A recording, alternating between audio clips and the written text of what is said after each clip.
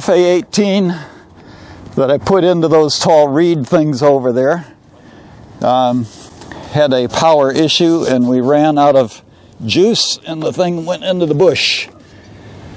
So we're going to see if we can rectify things now. It was smashed all the way back to here, about a dozen pieces.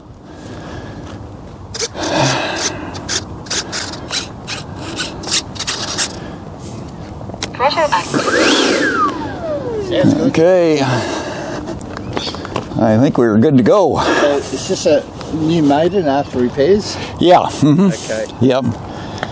Yeah, and I must say that I'm always nervous flying this thing.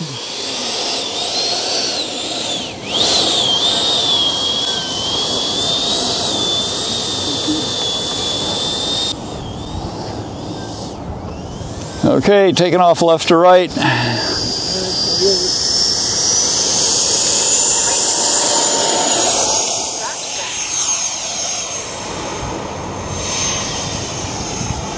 Flaps up.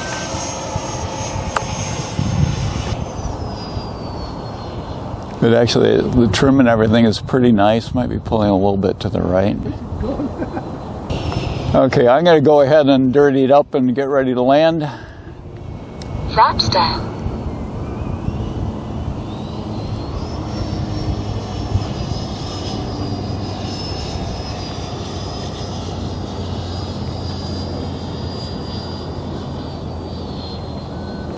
Flaps up, flaps down. 30 seconds.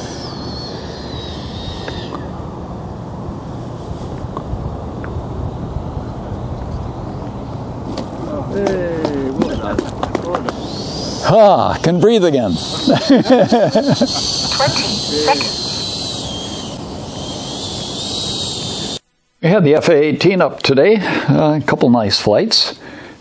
Second landing, a perfect landing for the first go-round. But the second one, I was using full flaps in the second landing. First landing, I just had partial flaps.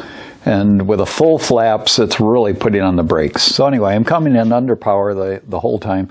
Get it about 18 inches off the ground and figure, okay, let's cut the throttle. I cut the throttle, and when it was about a foot off the ground, it stalled. I hit the nose gear rather heavily, and that has broken a little plastic piece in there. So you can see it coming up a little bit here, and it's broken loose there. So I'm going to fiberglass this bit here and glue that in there, and that should take care of it. So not too terrible, but nonetheless, I have to work on my landings. Basically with this plane, keep power on the whole time when you're landing it. When you touch down, then you cut power. But it flew beautifully, and that was very nice. It's rather difficult to see what I've done here. Unfortunately, I don't have extra arms to be able to do things. You can see the plastic bit in there. And on that side, underneath all of this wood, was where the plastic was broken right on a right angle bend. So I've put fiberglass over top of that glass cloth. I tried to pick a flexible soda cloth, and probably isn't even glass. I'm not sure what that's made out of, but rather heavy cloth. And of course, for something like this, it's very hard to keep it bent in an exact right angle. So what I did is I had a bit of this foam, and I cut little pieces of this, and down, right underneath the edge of that, there's some holes that go down in there. And this was just about the right size to poke into those holes and keep that cloth pressed against the side. So then the cloth bends over the top, and underneath that wood block is where it's on the top. And so I got some baking paper in there, and I've got a little bit of weight on here, and that's just to keep that cloth pressed down snugly onto the plastic. Of course, the plastic I scraped up with a file beforehand to give it some grip. And then we've also put a tiny bit of the cloth here on this side, realizing that the force on the front of the landing gear is going to try and pull down the front of this plastic piece. So I want something to help lock it in there, to keep it from breaking loose so easily.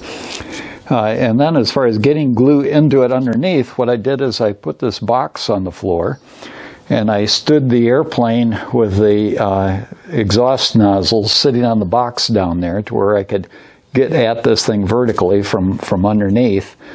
And with that thing pulled down, get the epoxy in there, get it distributed nicely with gravity helping to push it down towards the tail. And then we pushed it up in there, and I've got the whole plane sitting with this block pressing on that block to hold it up into the plane. And I've got this weight inside there is a bunch of bolts that I use to weight down the nose when it doesn't have a battery in place. And so I got the weight up here to help hold that down to keep that plastic piece pressed up into place. And so that's got it quite nicely done as far as being held in place. Of course, I removed the door cover on this side just in case there's some sort of glue that drips down in there to where I can clean it up. And once that hardens up, I think we're ready to reassemble and fly again. Now with the blocks out of there, you can see what I did. So that's the foam that I pushed in. So you've got the fiberglass cloth that's coming across here and then going down along that edge. So this foam was there to keep it pressed against the edge. The wood block on the top was to keep this pressed down onto the plastic there.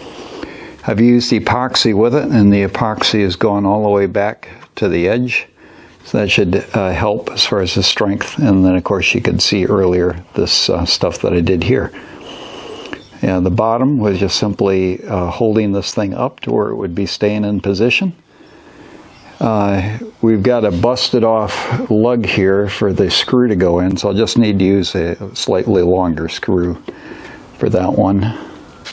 Just to show you how I work with the stand, this is the foam that came with the plane. It was boxed. I've got a couple of slots in it for the antenna type thingies coming out of it. So I get that on there. I don't need this. I'm not going to need that. Get the knife out of the way. Get this up. I don't need the wheel chocks. And her upside down.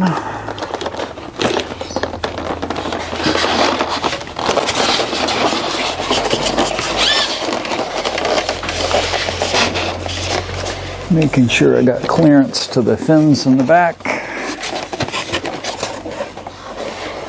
Okay, that's good. And so now we got a nice stable platform where we can examine what we've got here.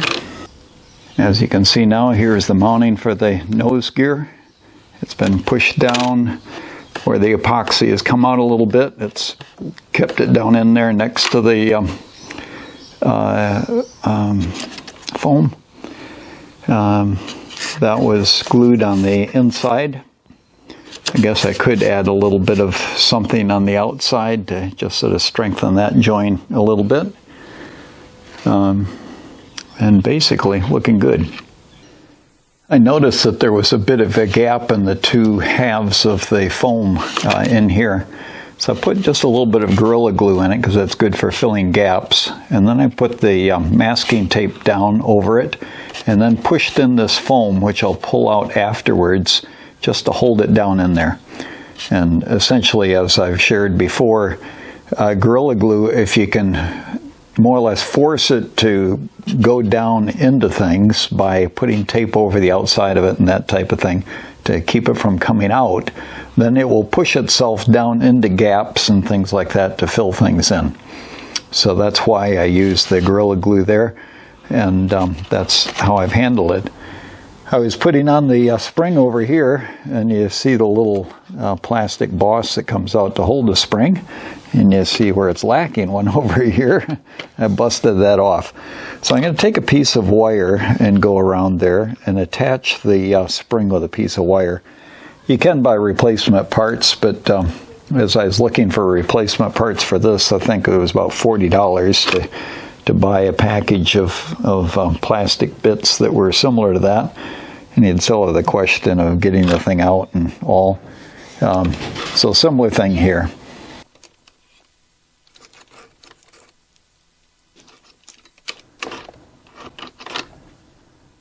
Okay.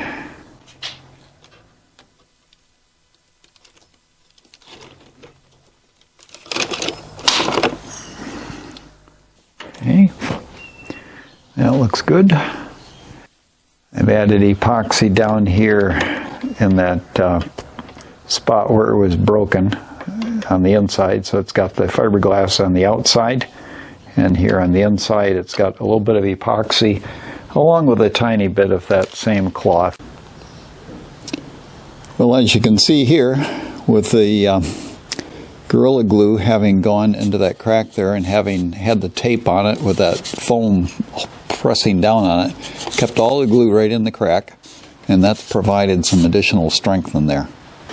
We're ready now to put the landing gear in place. It's got this interesting little device here with regard to steering the landing gear. Let's see, it's going in this way. Of course, that steers it that way, and when the gear is folded down, then this thing can just simply press in and out on that without turning the landing gear. So it's a nice way to do that.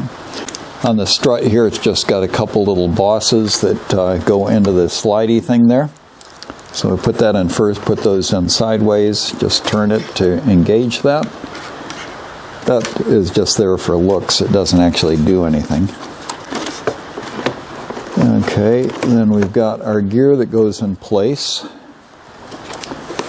This is going to go onto this little thing down in here. We can get that out of ways, make sure we can get in there before we bolt this thing down. They've got the end kind of like threaded to help hold it. Okay, doctors and I love forceps. They're great things. Okay, so that's into the slot. It then has a reinforcing plate that goes over top of it. That would come in from the back.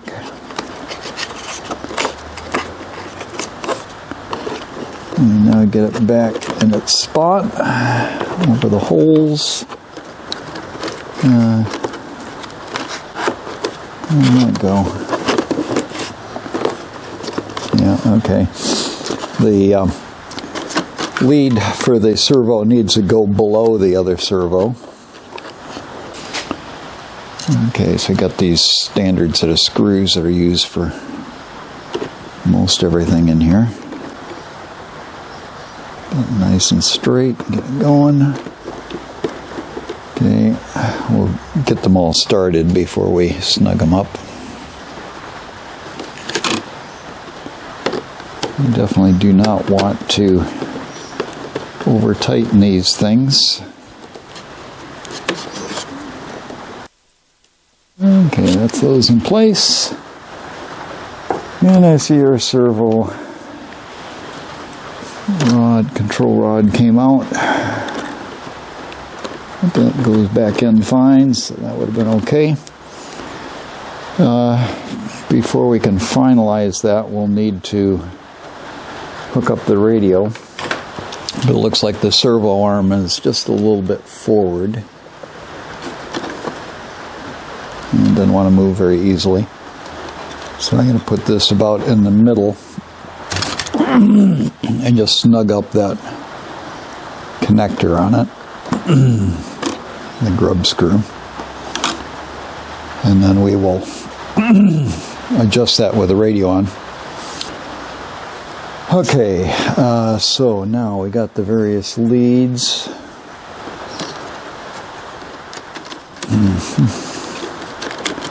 So there was things that, oh yeah, so you got a slot here that this one goes into.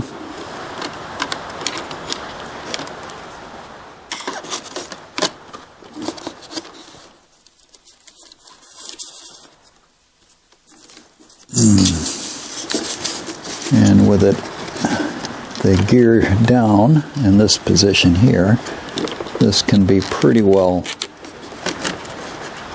snug. And then when it collapses and goes down that way, oh, I got to leave room to steer. Okay. So leave a little bit of room for that to to move when it steers. That'll be fine. And this one is just going to go straight through. Okay. So that's all looking good there. So let's get it right side up again.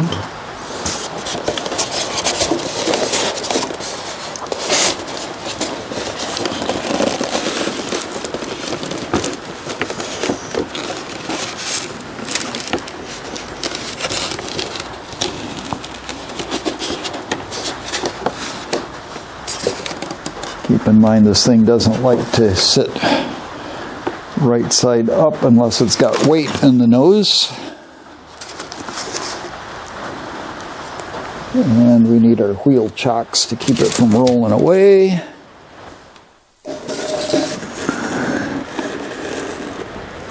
Okay, that's all good. Okay.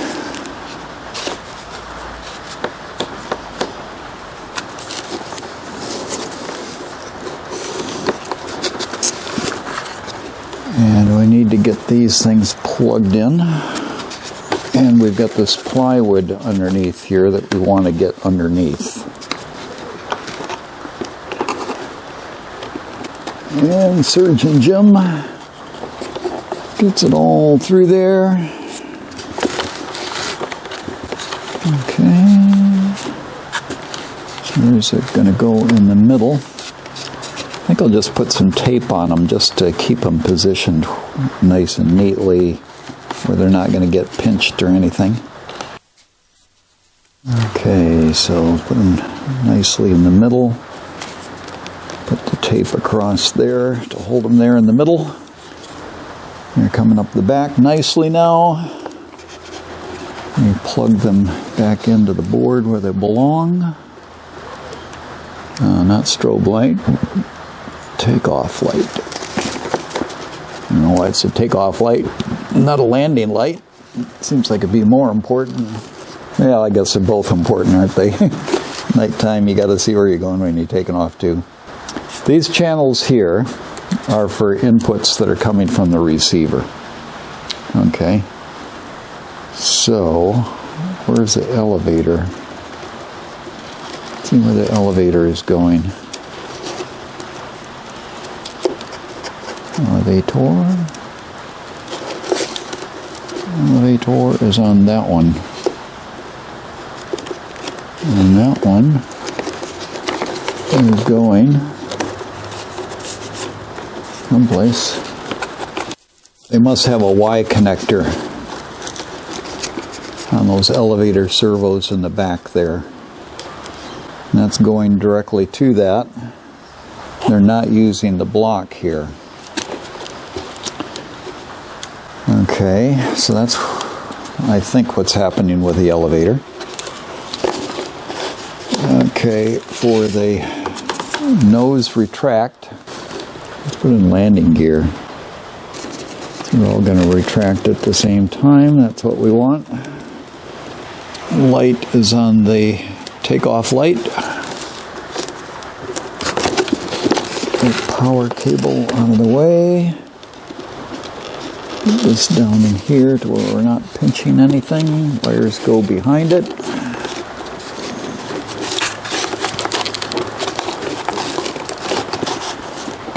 Okay. It's looking good. Okay, I'm going to use a bit of wire to line this thing up. Some piece of wire here. Get that into the hole. Okay. So that's got it lined up for us.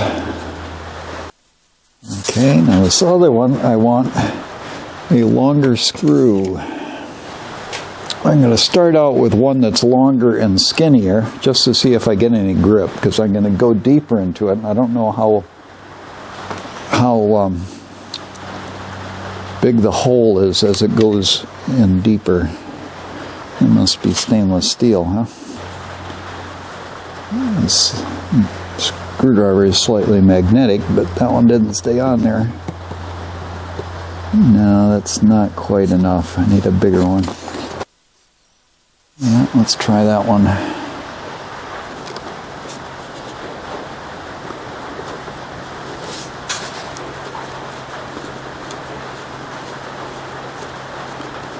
That feels pretty good.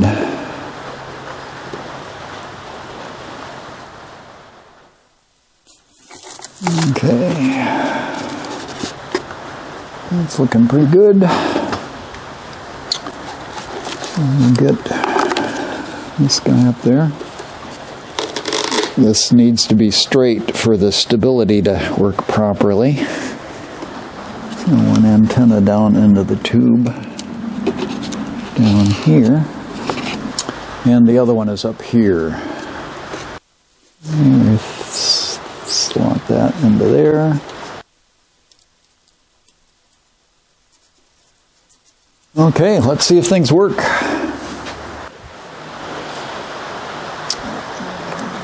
Transmitter Freewing FA-18, throttle down, throttle cut.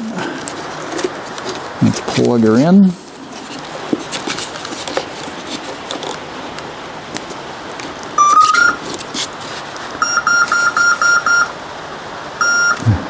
I have my hand underneath just in case it decided to retract the landing gear. Okay. So we still got full flight movements. Okay, so we do need to get it upside down to check the retracts. Let's see, I want to get this thing in the middle.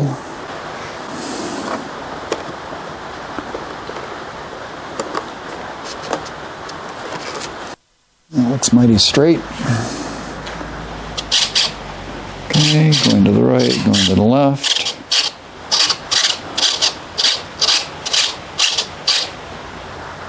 Okay, retracts.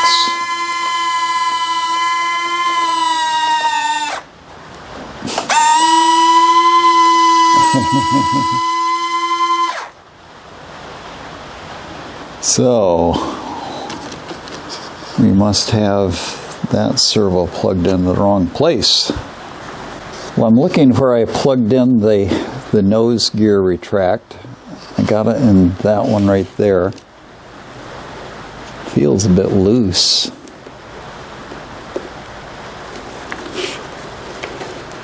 It looks like they got 3 spots, so I can plug it into this one farther over this way. Okay, so we've got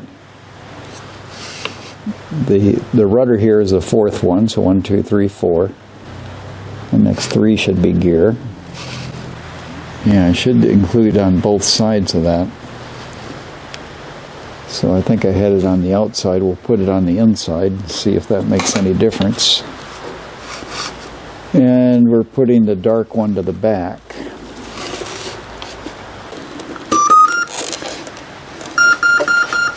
Okay.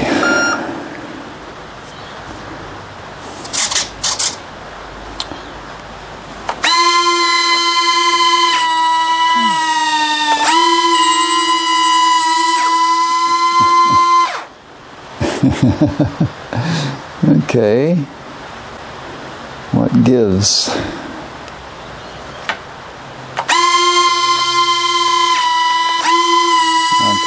this thing's running to the end of its travel. Okay, so I've got to get loose the control arm here. Get that out. And a little bit more travel from that. That out. Now this is the guy that has shoved itself way up in there.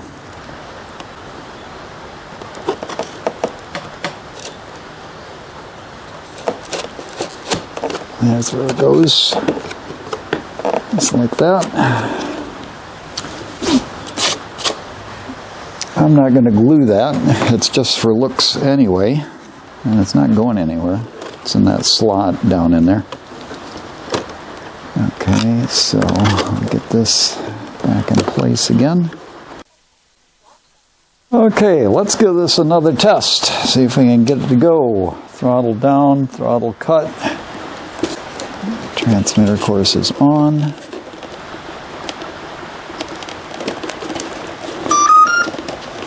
Got power. Okay.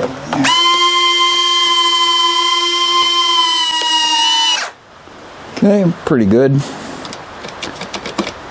I think that was probably like that since the last repair. There actually is an adjustment for that.